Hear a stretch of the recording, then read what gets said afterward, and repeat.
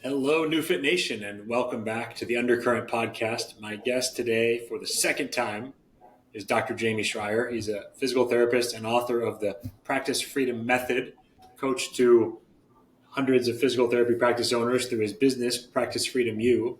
And like last time, this episode is going to be more focused on business strategy and will be most relevant and most targeted for practice owners or aspiring practice owners.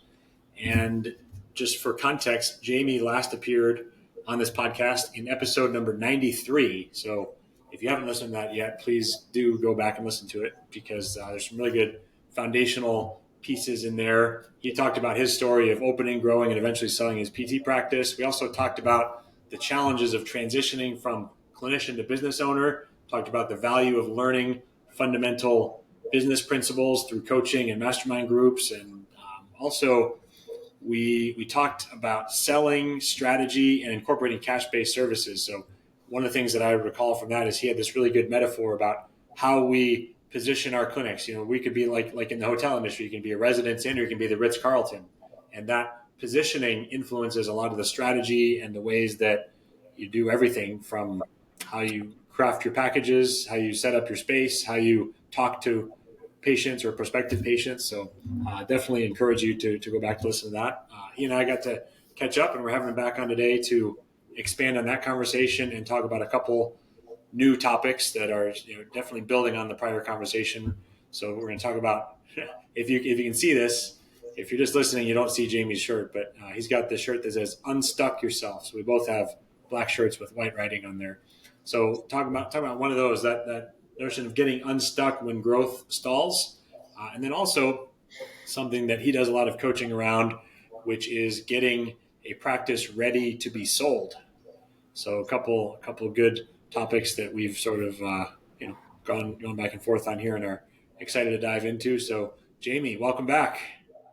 Garrett, great to be back. Awesome. Really excited.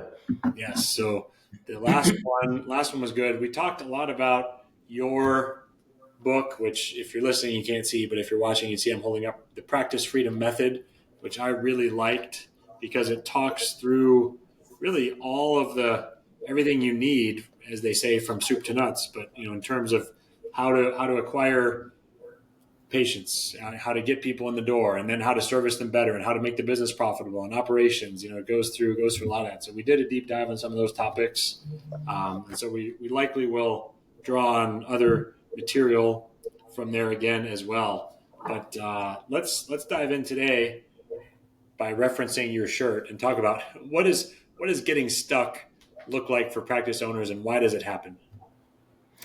Yeah, I mean, what it looks like is people using terms like overwhelmed, burned out, feel trapped.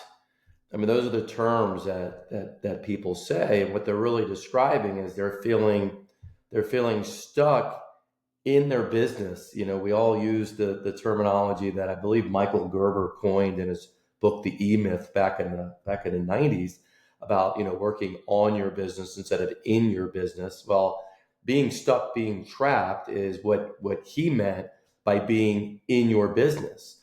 You're the clinician. You're the person that is putting out the fires. You're doing all of the stuff, or a lot of the things inside the day-to-day operations of the business.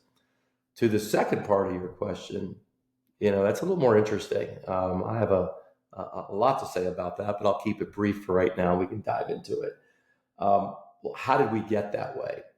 Well, I think we're conditioned to think that way. Like, I don't think we can't not move into this overwhelmed operator stage because we are conditioned to do things ourselves. We are conditioned to feel like we need to know the answer. And, a lot of this comes from schooling, and a lot of this is reinforced by the accolades we received and, the advanced degrees and things that we get. So when we open up a business, we're typically not really opening up a business. We're either getting out of a situation we don't particularly like. And what we're really doing is saying, I want to do things my way.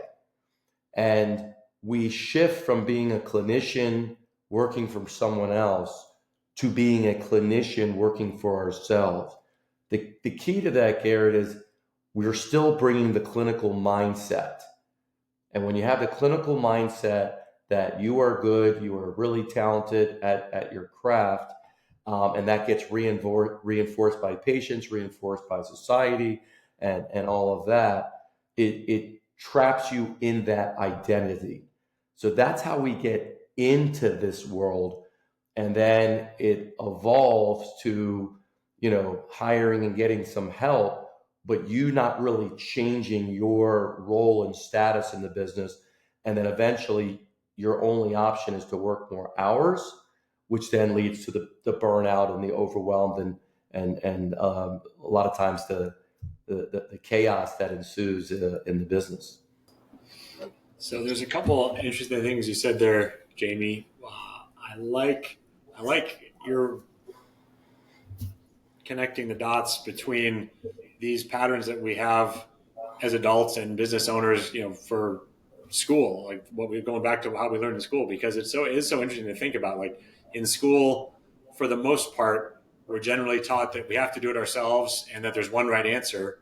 And in real life, we work as a team, and there's many paths up the mountain oftentimes, right? So it's a difference between like convergent and divergent thinking, the difference between thinking and figuring out versus just memorization, right? So there's all these ways in which, and this stuff I've struggled with as a parent, having my kids in school and thinking about how effectively is this, or is this not preparing them for life? Of course, there's social benefits, and it's like the reason we don't necessarily homeschool or stuff like that is more for the social. It's easy to get sucked into it. As a parent with now beyond teenagers, both of my kids are in college. We my wife and I went through this, and you see how it starts. You see the separation of those kids are gifted, those kids are smart, and I always qualify that. You mean academically smart? Because my kids, neither one of them were really Rhodes Scholars in high school. My daughter is struggling a lot in college, but I'll put her up to anyone in the world of sales and relationships. So it's, we get sucked into saying this is the way. And when you go into business, you realize very quickly, oh, there's a whole nother world that you were never prepared for that actually works the opposite. Just like you said, collaboration. Fail. It's okay to fail. Fail quickly. Fail forward. Fail and learn. Keep moving. Whereas in schooling and academia, it's no. We don't fail. We need to get it right. And that perfectionist of right really does a number on many clinical business owners out there. Yeah, that's another really good insight, and another point I'm going to add onto my mental list there of issues with the education system and how it inadequately prepares people for the real world. And it's also like, if I'm looking at my own journey, I was a good student. I was the A student, good grades, good in college, cum laude, magna cum laude, whatever, all that stuff. And I think that I had to unlearn a lot of that, and had to, in order to grow in business over the last many years. I think I had to sort of change my psychology around that. That's a really good description. And you had to. How and why. Yeah. You wouldn't be where you are if you didn't. Yeah. You wouldn't be able to manage the number of people you're managing and build the business if you didn't unlearn habits and patterns that got you to and through school, but all of a sudden it bucked up against a different way of operating. So you changed your iOS. Can you imagine if our cell phones right now were still operating like on iOS 2 or 3? It wouldn't work right. It would be clunky. It would take forever. That's what happens with us. We have to upgrade our inner operating system of how we think, how we handle our emotions, how we make decisions, how we interact. We have to upgrade that. And that's a big part. If we want to kind of boil it down to what we'll talk about today, it's about upgrading how you are as a business owner and leader. That's going to determine more than any other strategy or anything else in the success that you have in your business, and the success that that business success brings in your life. And that is directly related to one of the other parts that you said in that opening several minutes there, where in addition to talking about, having to unlearn patterns from school days, you also talked about how clinicians can be trapped in their identity.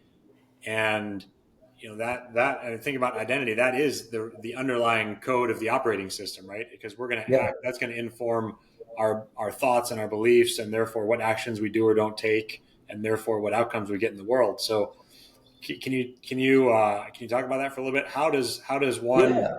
change change their identity when they realize that, hey, that actually is kind of the limiting factor?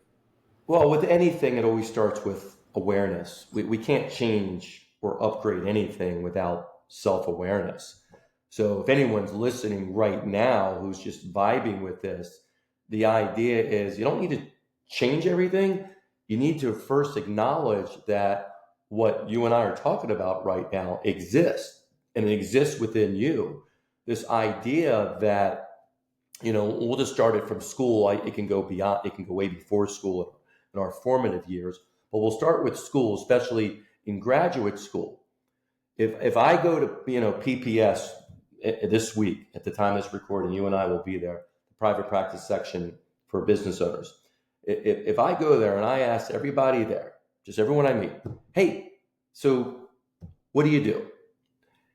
If they're a business owner that has a business like you do, you'll probably describe something around your business. But if they're one of the attendees who own a private practice, I guarantee 80 to 90% of them will answer how. I'm a physical therapist. I'm a physical therapist. Because that right there, Garrett, has been ingrained in all of us from day one. Welcome to physical therapy school. You're a physical therapist. You're a physical therapist. You're a physical therapist. So when you finally graduate, you're so proud of what you've done, as you should be. And when someone asks you, what do you do? I'm a physical therapist. But what you're really doing is stating your profession, stating the initials that you got after your name. When you start to shift as a business owner, you're so much more than a physical therapist. You're a business owner. You're an entrepreneur. You could be someone that is helping heal the world. What do? I help people heal. Like, there's so many spins you could have, but because this has been ingrained in you the most, it's an automated pattern. And when you start saying things, you start believing what they are, and you start acting in who you believe. This is where the identity is so important. If you believe this is who you are, this is how you will show up. And that's why it's so important to have an awareness around it as step one, is to realize, especially as business owner, but even if you're not a business owner, still, you're much more than just that degree. To start recognizing that and start playing with, what if you didn't say I'm a physical therapist? What if you change that discussion? And I did this early on when I had a coach, and my first coach, Jesse, my buddy Jesse, he challenged me because he knew this. He knew my training, and he challenged me. The next time someone says, what do you do? Don't automatically say that. And he gave me some things kind of to play with, or to ask questions, or to qualify. But what he wanted to do is just get out of the habit of automatically saying that. And what was interesting is I was nervous as hell, and I screwed it up a lot. But I started to show up differently when I started to speak differently about what I did and who I was and the people I served. And that's the most important part. Like you said before, you have to start unlearning some bad habits. Or I should say, I don't like using words bad or good. You have to unlearn habits that are no longer serving you. Yeah, it's like the saying, I don't know exactly where it came from, but I've heard different versions of it over the years. It's what got you here won't get you there. Yeah. What got you to, what is it? What got you to the promised land is not going to, find the whatever. I haven't even heard that Oh, version. no, what one of my mentors said, what got you out of Egypt won't get you to the promised land. Okay. Moses didn't take the Israelites to the promised land. He had them travel in the desert for 40 years. He got them out of Egypt. Yeah. Somebody else got them to the promised land. So the skills and the knowledge and the know-how and the operating system that we have to get you to point A will not be the same to get you to point B. This comes up a lot when I'm working with clients, especially one of the biggest milestones there is kind of at that $1 million mark. I don't know what it is about the $1 million mark. It's just a big milestone, but it's a big milestone in how your business starts to operate and look, and how the owner needs to shift how they think. If they don't really go past that too much. If they do, they can fly past that mark to whatever they want. So yeah, that's kind of where the saying comes from. So, what are some of the ways that this identity manifests? And let's think about someone who has this identity of being a physical therapist rather than business owner first. So, sort of the quote unquote older or original version that we're talking about Yeah. here. So, what are some of the ways that would manifest that would hold someone back? Like you Yeah. mentioned treating. I mean, is it fear of delegation, losing control? Is it Well, yes, and Mhm. yes. Everything you just said. I mean, most of us, unless you're buying an existing business, most of us start out as this sole business owner. We're the business. When I opened up my place, it was me and a part-time aide. So, in our world, we call that stage the committed clinician, right? You're the clinician. You're treating everybody. You're basically doing everything. You are the business. And what happens is, as you continue to evolve and grow, you'll start to, hopefully get some help, maybe some admin help, maybe some therapy help, but you don't really change your role. You hire other people, but you're still doing your stuff. But as you know, when you hire people, not only are you in charge of whatever you were doing prior to that, you now have the responsibility of managing and supporting and taking care of other people under your view. So that starts to change things. So your hours start to increase. Committed clinicians can work 30, 40 hours, whatever they want. When you start to add employees, your hours will go up. It's because you're already doing your job. Then you start to manage and oversee other people doing their job. So your identity hasn't shifted at all. Your workload just increased. Your responsibility increased. Your stress has increased. And you start to realize that people don't operate and think like you. That was the eye opener for me. I just assume people show up on time. You do what you have to do for your patients. If they need a little extra, whatever, you walk them out. Like, you just do what we were all taught to do. And you start to realize not everyone thinks like that. Not everyone believes in the same things you believe. And that starts to stress you out. So you have the way you're working, then you have other people working just kind of the way they are. You're not really that familiar with systems and processes and operations and all this other stuff. So it just becomes more and more daunting for you. And that stage in the journey of this idea of practice freedom, that stage is called the overwhelmed operator stage. Most people never get past the committed clinician or the overwhelmed operator stage, which is typically around $1 million, because revenue kind of dictates the problems that we have. So that's how we get there. And we don't even realize a lot of times Garrett, we don't realize that it's not normal, because when you look around, and there'll be a lot of people this week at PPS, I would say a significantly number of people under $1 million. When we look around, they see people just like them. And anyone bigger than them, they say, well, that's not me. And they continue just to operate in what they know and what's, quote, comfortable. So they stay in this world of comfort, even though it's not comfortable. They're working 60 some hours a week. They're not seeing their family. They're stressed out. They're not making the money they want. People are coming and going. They can't seem to hire. And when they hire, they can't seem to retain them. Like, all this stuff is happening. But their identity is, I'm doing good. I'm a good therapist. I'm a good clinician. My patients like me. And it just keeps you trapped. So what's the next stage? We have committed clinician, overwhelmed operator. I love these alliteration, clever names. Yeah. So the next stage, it's the journey. It's a journey that all of us go through. The next stage is the evolving entrepreneur. This is a key stage. This is where I'm trying to get so many more people to. So this stage could be anywhere from $1 million to 3 million, 4 million.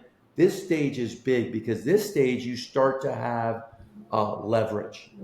Leverage comes in terms of clinicians that can handle the clinical workload, and you start to build a management team that helps you step out of a lot of the administrative stuff.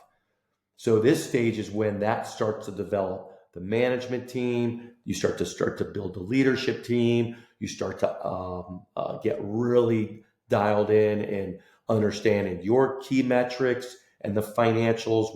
When you're smaller, you can take a look at them, but whatever. Like, it doesn't really matter too much at that point as committed clinician. I mean, what's coming in your bank account. But when you get bigger, those decisions, especially if they're not good decisions, become much more expensive. This is when you dial in your systems and your processes, so things start to run more fluent and all of that. So this is a huge area. And money doesn't necessarily, this is what I found out over the years. I've been doing this now, coaching for 12 years, to 13 years almost. I used to be told that, money kind of dictates the problems in your business, right? As Biggie Smalls used to say, more money, more problems. And I bought into that for a little bit because of the gurus told me that. And in my own experience and my own observation, I realized that's not true. I've met a lot of people that have 4, 5, 6. I'm working with a client that has a $7.5 million business, and her business is operating like it's about $1 million, $1.5 million. What does it mean? It's operating without the structure that $1.5 million business should have, which means somehow, some way, and I always tell her how amazing she is, she built and grew the business past her infrastructure and past her capability of running a business like that. So now she is going through absolute hell trying to fix it, and has been for a few years. And we're trying to fix all of that.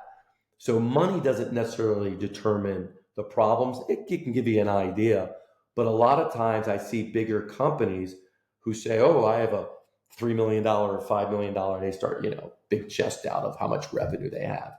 And the reality is they're still trapped in their business. They don't have the foundation and the structure that they need to ultimately have a business that runs without them.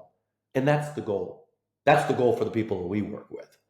I want people running a business that can operate without them trapped in the day-to-day, to create the profitability and create the life and the impact they want. That's what we all want. But the problem is unfortunately, we're set up to fail. We're set up very rarely to go past that $1 million because of the stuff we're talking about. Yeah, there's a lot of really wonderful points in there. That it's a great description too of someone who scaled beyond their infrastructure. They got over their skis, so to speak. And I think there's another good saying that simplicity scales, complexity fails, or something like that. If you try to scale right there. Another words, Garrett, is simplicity is hard. Yeah, that's the one I say to all of my clients and everyone. I go, simple is hard. When you see something simple that works really well, behind the scenes, it's like the duck underneath the water that's paddling, but they're just going smooth. To create the simplicity is not easy. To create complexity, easy as pie. Yeah. It's like that's the simplest thing to do is create complexity. It's like I think it was Mark Twain who said, sorry, I wrote you such a long letter. I didn't have time to write a shorter one, right? Because it takes time to takes time to really crystallize our thoughts and distill it down to truly the most important pieces and components. So I think, Yeah. and then there is, to your more money, more problems kind of thing. I think there is something to that. That as a business grows, there naturally is going to be more risk or difficulty in some respects, because if you think about a business, as a circle, and the circle is where the business interacts with the outside world. And as the circle grows, as the business grows, there's more points of interaction with the outside world and more opportunities for things to happen, Yeah. unpredictable, things to happen. So it's just sort of a probabilistic type of thing. Yeah. Uh, And what I described to you is a journey mapping of the evolution of a business owner. It's not you're trying to skip areas. yeah, The key is to recognize where you are and to just say, do I want to stay where I am, or do I want to shift because I want to create a better business? I want to have more time. People talk about life balance and stuff like that. Well, dude, that stuff just doesn't happen because you say you want it. It's intentionally created. All of this stuff is intentionally created. And that type of thinking and understanding, that has to evolve within the owner, right? And it's a choice, right? You went to school, you learned this great craft that we all have. You just didn't randomly learn it because you wanted to, and you said, okay, I want to learn more about. You put the time and effort in learning it. Well, how much time and effort are we putting in learning anything about our business? I can't tell you how many people I talk to that when you get through the superficial bullshit, they go, I don't know, I wrote a book, I listened to some podcasts, I took a webinar. I said, can you imagine if you read a couple books, took a podcast, listened to a webinar, and then you were going to go out and treat somebody? I mean, really?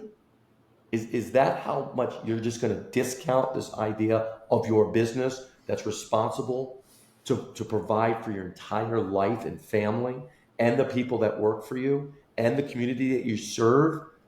I mean, step up. This isn't hobby land. We have to take more responsibility and accountability of what we actually are doing here. We're business owners. So lean into that. This is a great place to start listening to podcasts, but at some point, you're going to have to learn this stuff and do it and mess around with it. And it's hard when you're being pulled in all these other directions as well. That's the hard part, because in our mind, it's, I can't take one more thing on. But the reality is, but if you don't take this on, you're going to stay trapped in your own world of chaos. yeah, and that's a great point related to the topic of identity, because many people who identify as clinicians, they go do continuing education, go and learn new techniques. They learn how to use the newbie and the NeuFit method, or they learn how to do Yeah. other things. And it's analogous. If you identify as a business owner, then you're wanting to go, read books on the topic, wanting to go to business masterminds or receive coaching or mentorship, like early therapists do, right? You are a student underneath a clinical supervisor, and you work under a mentor and learn in that way. So there's analogous things there that if you really put on that business owner hat and take on that identity, are analogous to learning to become a good therapist. It's It's the same stuff. same sort of thing. It takes that Yeah. same level of commitment and just realizing that you're on that journey, and it's a separate set of skills to improve. And that's why, Garrett, awareness is so important, Yeah. because if you're not aware, you're not going to take the steps to move towards that. If you're aware, then you have a choice to make. And for me, when I had, and I shared this a little bit on my last time, when I had my private practice, and it was growing, and I just wasn't happy. I just wasn't fulfilled. I was stressed. I was worried. I was anxious. I just feel like I wasn't in line with what I was capable of doing. And I was trapped in this identity of the clinician, which was reinforced with everyone around me. Even my own wife said, how great of a clinician you are, Jamey. I said, I don't want to be a great clinician. Like, I was just torn between this stuff. And it took something that just said, what I want is to be able to choose what days I show up at work during the week. That's what I want. I just want to have a choice. I don't want to be forced to be in there day in and day out, because I'm just creating a business that surrounds me that really is a self-employed job. And I don't want that. I think there's something more for me. And it took me making that realization and then putting action to it. And that's when I started reading books. And that's why I started searching for coaches and business people that could help me. And then the real work came, because as you know, mastery in anything takes a lot of effort, right? We have mastery in our physical therapy world because the number of hours and training we have. Well, I wanted mastery in this idea of business. And it does take a lot of time. So, but I realize it can be sped up a little bit as well. So that was the decision that I made, and that every other person I've ever worked with has made. Nobody can make that decision for you. What I caution people, be careful about what's going on out in the world and getting too caught up into it, because, reimbursements are fluctuating, going down, and hiring is difficult, and the instability of the government and everything. You could get caught up into that, but that's not why you're not where you are or where you want to be. Where you want to be is a decision combined with action. So, because there's people that you don't know that are doing really well right now, really well. You just don't know them because they're not in the front line of the Facebook groups bitching and complaining. They're not leading the pack. They're just behind the scenes working on themselves and working on their business and connecting with their team and their community. And it's hard not to get caught up with all that stuff. So anyone that's listening out there, you can create what it is you want to create in your business. It may not look like what it is now, and you will have to upgrade how you think and upgrade some things, but it is possible if you want it. If you don't, that's fine too. That's okay. There's some bigger themes in there that I want to pursue further, but one question that I've had along the way, when you talk about an evolved entrepreneur, I'm guessing the answer to this question is going to be no, based on something you just said there. But does the evolved entrepreneur practice owner still do any amount of patient care? I won't say across the board, no. Some choose to do like VIP stuff. They say, hey, I just want to offer some VIP. I like to stay into it. That's fine. What I suggest when I'm working with those people and they're transitioning, I go, create a business that you as a VIP person doesn't matter. You want to do it, that's fine. It doesn't go against your books at all. Like, it's not going to be part of your revenue or all that.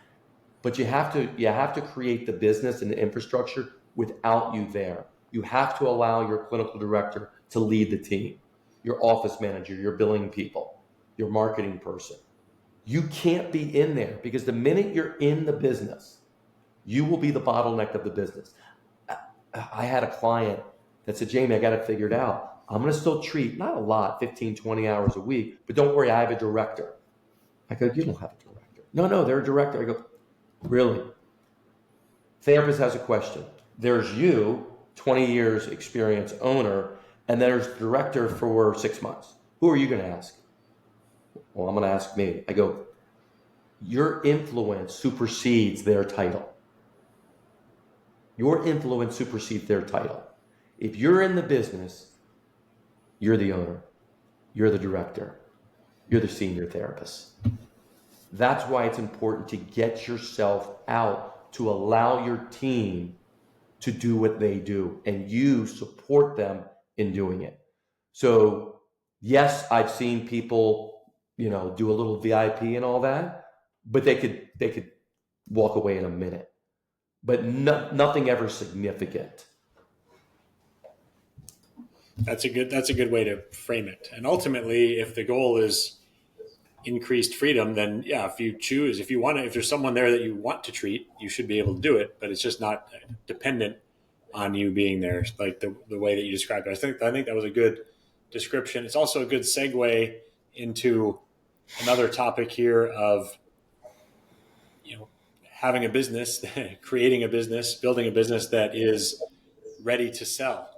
And it's, I think, an interesting way to frame it up is that there's, I would say, and you can tell me if you agree, disagree, or how you frame it up, but I believe that the business that I would most want to run along the lines of what you're describing, like when you said, Jamey, you want to decide what days you do or don't go into work and, stuff like that. The business that can run without you is the one that is going to be easiest and most sustainable and most enjoyable. Excuse me, Yeah, most enjoyable to run and lead, and is also going to be the one that's most attractive to a buyer. So it's sort of like, even if you're like, oh, I don't want to sell my business or something, or if you are thinking that you want to sell your business, either way, it's sort of the same type of thing. I mean, would you agree with that, Jamey? 100%. And this is what I found out myself Mm-hmm. going through the experience. You see, one of the shifts that I encourage people and help people kind of move towards is the idea of the win-win-win situation. See, we're accustomed to win-lose, right? You're a sports guy, you watched sports yesterday, you're going to ask who won, which means someone lost. Okay, first of all of those are multi-million dollar paid athletes. I don't think anyone's really losing in that thing. But the idea in our society is there's winners and losers, right? So let's say we take that mentality into our business. If the owner wins, meaning has time and money, Garrett, who loses? Must be the employees, must be the patients.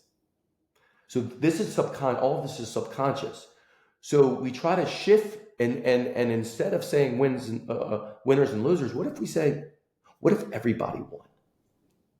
That means your team won. Your team is getting what they love. They're getting paid fairly. They're a part of something that's meaningful, bigger than themselves. There's upward growth in their world. Your patients actually, obviously are winning. The community's winning, but so are you. And this is really tough for a lot of altruistic clinical people. You win too. You get your life too, but without hurting anyone else.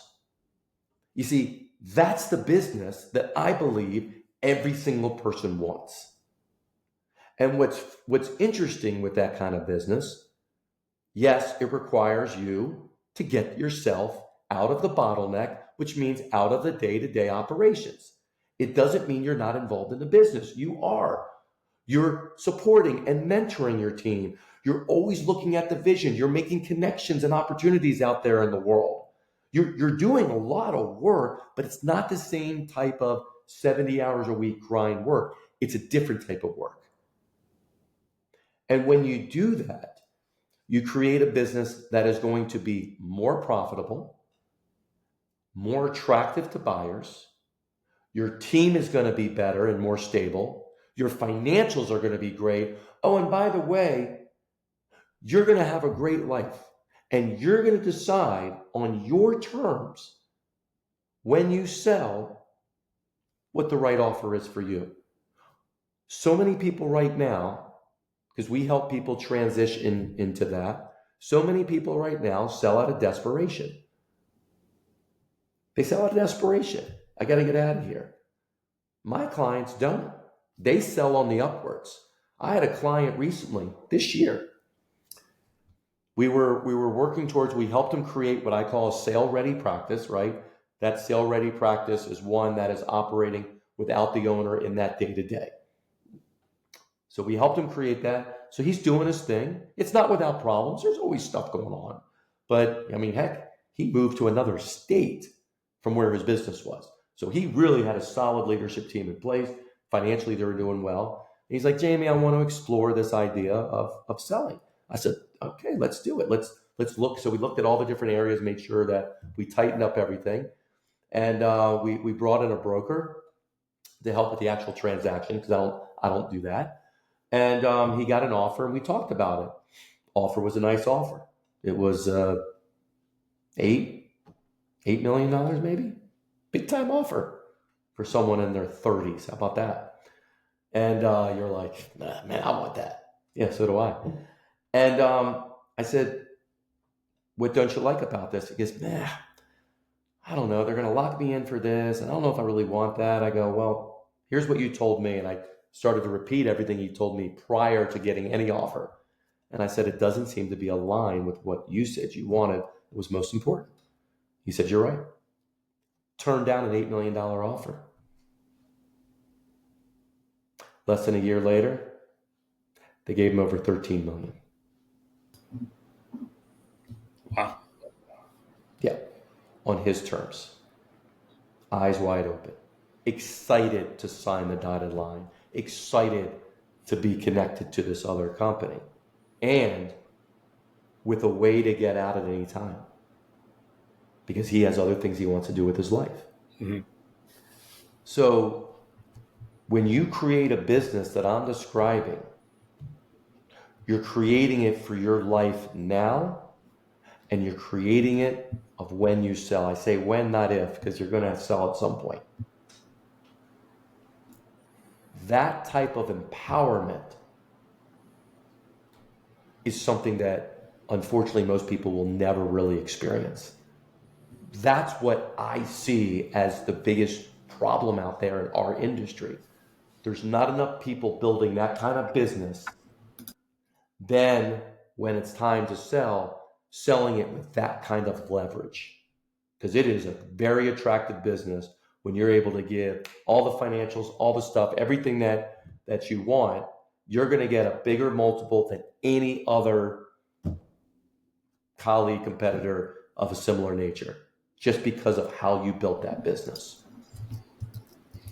So you made a great point there that, virtually every business, is going to need to be sold. I mean, if you think about your business, your ownership of the business is going to end at some point, even if it's, many, many years from now upon your death. And the business is either going to be sold, it's going to close, or perhaps pass to your children, right?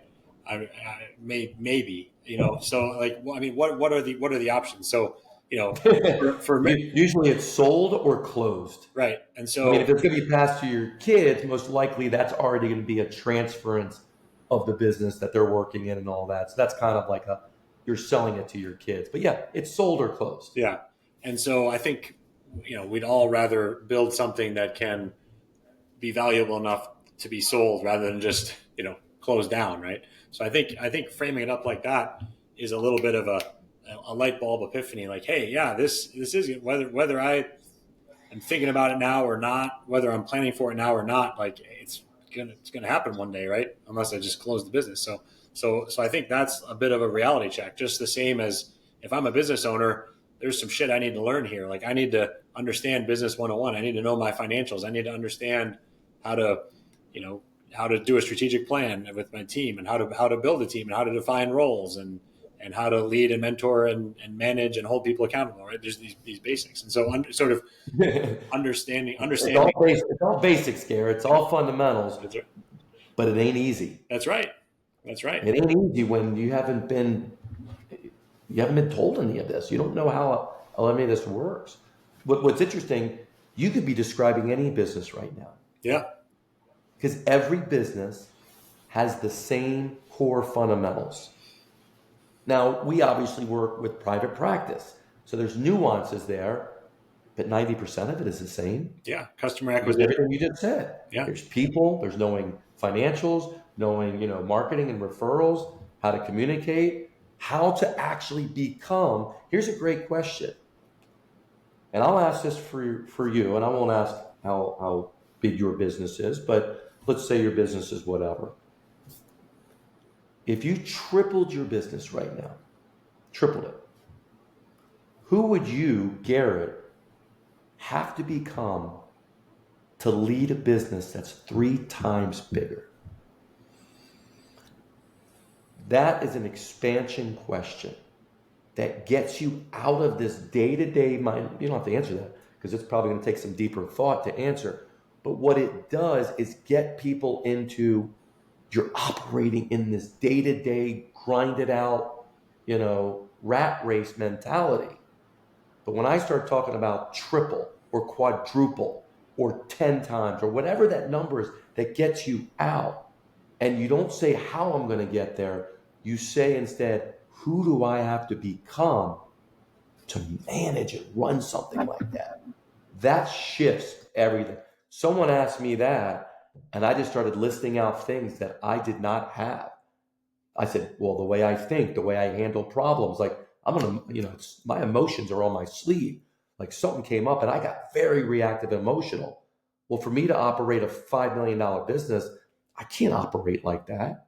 So I said, I would have to be someone that handles my emotions better, someone that is much more, dialed into my numbers and my financials, someone that is able to, communicate and articulate our vision and our messaging.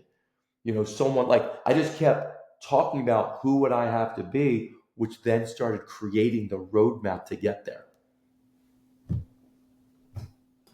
Pretty well done. Yeah, I love that. And that's ultimately what I think how we have to do anything long-term and worthwhile is sort of start at the end, start with the future vision, and then reverse engineer. Like if we have a strategic plan for our business, what do we want to accomplish? What's our BHAG, big, hairy, audacious goal, or what's our goal for this year? And then what do we need to do this quarter and this month and this week in order to get there? And that's a great question.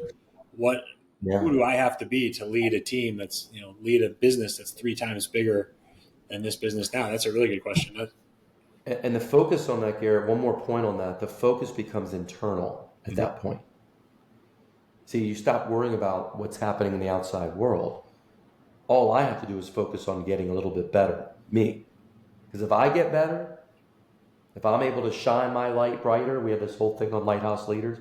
As a lighthouse, if I just shine a brighter light, I'm not going to have to worry about what happens out there. I'll let that figure itself out. If I do not shine a brighter light, if I don't improve me and upgrade me, again, it's not going to worry about what's happening out there. It's not going to make much difference in my world. Yeah. And there's a great Brian Tracy quote, and there's others who have said something like this, that something to the effect of, I don't get what I want in terms of outcomes in the world. I don't get what I want. I get who I am. The outcomes there are a direct reflection of who we are and how we show up. And it really is a manifestation of that. So I think that is really the question, and you're getting to the heart of the issue there. So that's a great question. If you listening to this haven't already paused to ponder that or planned to, I encourage you to do that, because that's a great exercise, a great question. On this topic, Jamey, of having a business that is sale ready, you've already talked about, the importance of having it not be so dependent on the owner, right? Because people will want to buy a business. They don't necessarily want to buy a job. Right. There's that, you talked about multiples. I think one basic thing here, I sort of want to ask you about just the different factors people should sort of be thinking of, or how to frame up if they are looking to sell their business in the, sooner than later. So to frame up. So, one, for example, is that larger businesses get a larger multiple of EBITDA just compared to smaller businesses as a function of size. There's something like that. There's, no, the size of the business doesn't matter as much as the EBITDA of the business. Right. You can have a large business revenue-wise, but if it's not very profitable, the EBITDA is not going to be very high. Well, just on that point, so the reason that like roll-ups work, like you can have one business with an EBITDA of $1 million, or you could have 10 locations. You're going to have a larger multiple when you roll them up because of private. So that's sort of what for sure. So, if you're asking what are some of the key things that you want in selling your business, is that what you're asking? Yeah. Yeah. So EBITDA, for people that don't know really what that is, basically it's a poor man's profit margin. So your EBITDA is basically your profit, but you're going to add back in some of the things that's not going to come with the business. So if you're putting your car in the business, that's not going to go with the business. So you put whatever you're paying for your car out of your business back in the profit margin, which is what you want to do. So all kinds of add backs, and that's something that you can go through. It's not that complicated. But EBITDA is a big one. Your financial history is important. Your team number of providers is really important. How stable is that? What else? Your footprint.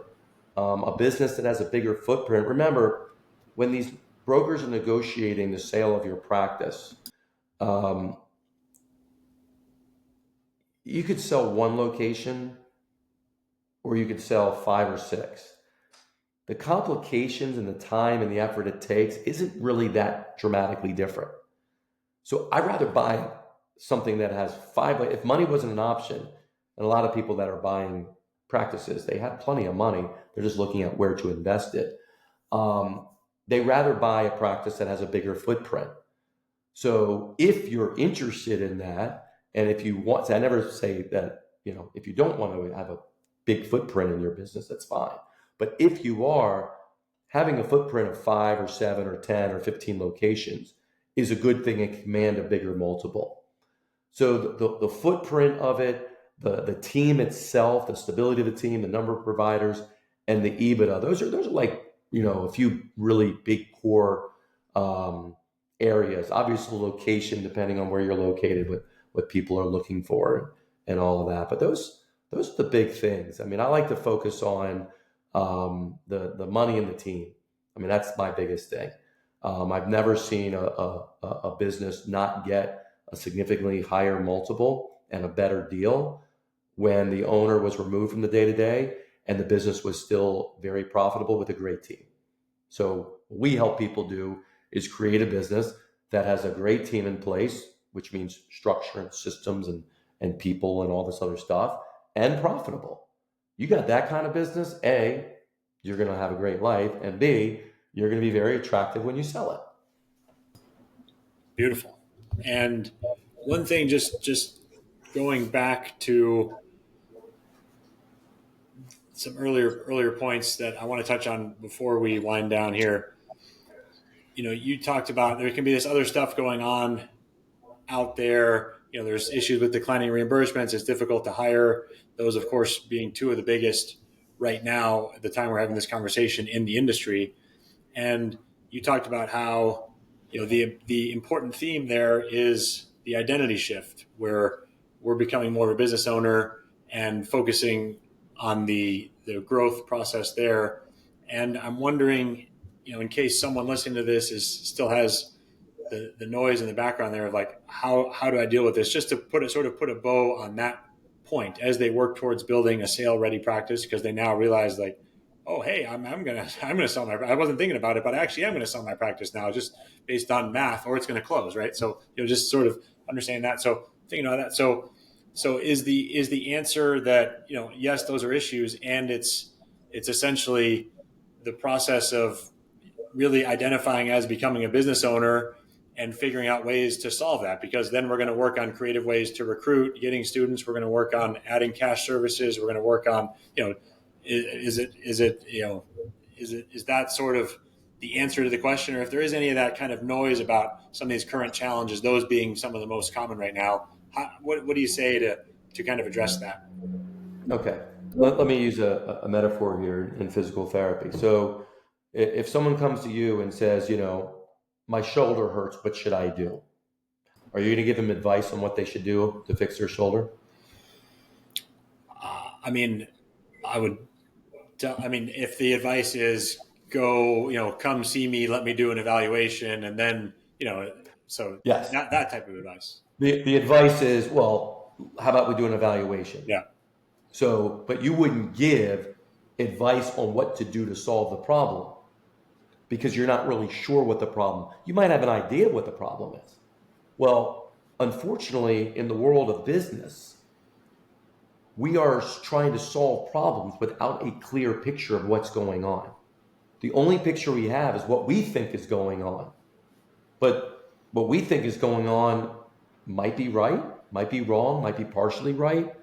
So we got to get clear of what exactly where the business is dependent on you as the owner. That's number one. Like when we're diagnosing a practice, the first thing we're doing is getting clear on where is this business dependent on you. There's 6 categories that we look at. We look at the vision, we look at money, we look at systems, we look at the people, referrals, and leadership. Those are the 6 areas, the 6 pillars. Where are you on those 6 areas? So that's the first place that we start. We call this getting your practice freedom score. So this score asks you, it takes about 4 minutes. It asks you 24 questions around those 6 areas to give us an idea of where you're strong and where you're not. Because if you're strong in an area, that's probably not the number one place to focus on. If there's an area that's really weak, that's really affecting you right now, that's an area you absolutely want to address. Mm-hmm. So it's getting a clear picture first versus, oh, well, maybe I should do that. Maybe I should do that. Well, you can do a lot of things. And believe me, there are plenty of solutions, plenty of tools, plenty of softwares, plenty of stuff out there. There's lots of stuff out there. That's one of the problems. Just like in PT, well, why didn't you come to me? Well, I tried the rest first. I tried Advil and over the counter. Oh, someone said they could do this for me, or they could do that, or then I tried a bigger medication. Oh, then I tried surgery. Like there's all kinds of solutions out there. But we have to have a way to figure out where we need to be. If not, we're going to get caught up in the crazy of just tons of possible solutions, but we don't have really a plan in place. So getting a practice freedom score, getting a score about where your business is as it's dependent on you, that's what the score is. Then based on that, knowing where to begin. If you don't do that, you're guessing. And I don't like dealing with guessing. And you're really doing, kind of a root cause analysis. You're getting to, you might be spending a lot of time on a symptom of the real problem. You might think it's a recruiting problem, but really it's a leadership problem, or really, it might be, there could be, layers to it. And I'll give you an example real quick, Garrett. I know we got to go. Real quick example around the hiring. Every single person we've ever worked with that had an issue around hiring, we helped them hire someone. But Jamey, there's nobody out there. They all want this. Because that wasn't the problem. They didn't have a problem hiring someone. They had a problem connecting with the person that was the ideal fit for them. Mm-hmm. Messaging who they were looking for, what their values were, what they could offer, who would the right fit be. That was their issue. But they kept saying there's nobody out there to hire. And guess what? If you keep saying there's no one out to hire, you're just going to get no one that comes in to hire. That's right. But when they started to focus on what they could improve, their messaging, what their values were, the ideal person that they want, and they started targeting that person, they started getting people coming in. Yeah. So that's a perfect example of dialing in what the symptom was compared to what the real problem is. So that's what this practice freedom score does. And we'll leave that with everybody if they want to take it. It's absolutely free, but it gives you a report back immediately of exactly what's going on, and you will learn a ton from that. That's awesome. And that reminds me when you talk about the person saying, well, there's no one out there to hire. It was this whole notion of if you fight for your problems, you get to keep them, right? You can advocate for those problems, or you can shift and focus on the solution. So I don't argue with people that are fighting for their limitations. Yeah, I just let them keep them. Yeah, that's right. I love that. Yeah, if you fight for your limitations, you get to keep them. That's the saying. Yes, thank you. So where does one take this? Before I ask you the final question, where does one take this quiz to get their freedom practice score? Yeah. So I'll leave the quiz in the with you in the show notes, or you can go on our website, practicefreedomu.com. But yeah, it's the practice freedom score. This is something that I've been working on for 13 years in the making. Lots of trials and tribulations and observations, and it's a culmination of so many things. But I realized there wasn't a diagnostic type of tool that people could take to identify exactly where they are on the road to practice freedom, on the road to create a business that is self-managing, that doesn't require them in the business day in and day out. That's awesome. Beautifully said. It only takes about 4 minutes too. Awesome. And as we wind down here, I'm going to ask you, Jamey, one final question. If you could shout one message from a mountaintop for everyone to hear, or put one message on a billboard for everyone to see, what would that message be?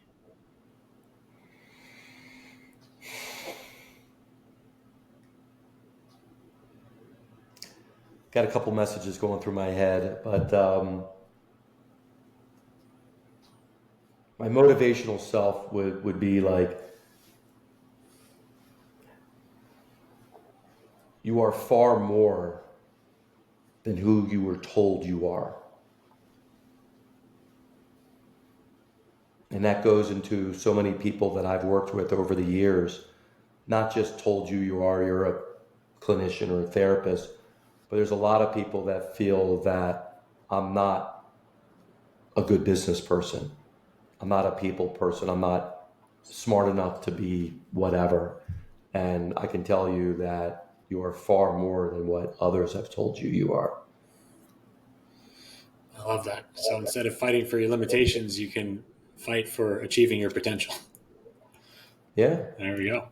It's good. Yeah. Beautifully said. So we covered a lot of ground here today. I think, A lot, man. Yeah. Good stuff. Understanding that we're all, unless we just close it, we're all going to be selling our practice. Understanding that being a business owner is an identity that requires action and learning and building, fundamental foundational pieces there in terms of knowledge and skills.